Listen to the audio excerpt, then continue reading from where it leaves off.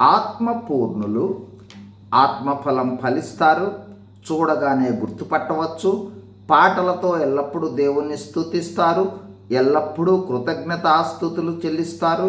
ఒకరికొకరు లోబడతారు. స్త్రీలు సొంత పురుషులకు లోబడతారు.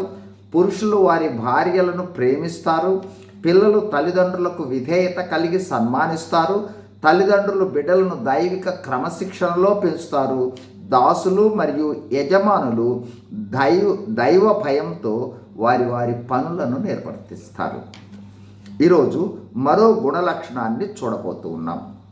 ఎఫెసీ 6వ అధ్యాయము 10 నుండి 17 వచనాల ఆధారంగా ఆత్మపూర్ణులు ఎడతెగని ఆత్మీయ పోరాటాన్ని ఈ లోకంలో కలిగి జీవిస్తూ ఉంటారు.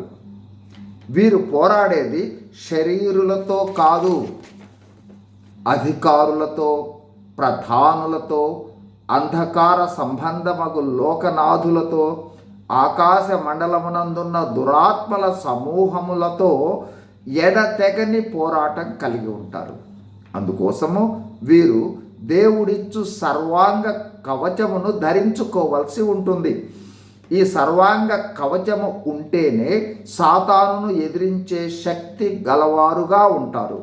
ఆ సర్వాంగ కవచములో ఏమేమి ఉంటాయంటే, 1 నడుమునకు సత్యమను దట్టి, 2 నీతి అను మైమరవు, 3 పాదములకు సమాధాన సువార్త వలనైన సిద్ధ మనసను జోడు, 4 విశ్వాసమను డాలు, 5 రక్షణ అను శిరస్త్రాణము, 6 దేవుని వాక్యమును ఆత్మ ఖడ్గములను ధరించుకొని సిద్ధముగా ఉండవలసి ఉంటుంది. ఆ విధంగా సిద్ధంగా ఉండాలి. లేనిచో పోరాటంలో ఆత్మీయంగా పడిపోయే ప్రమాదం ఉంది.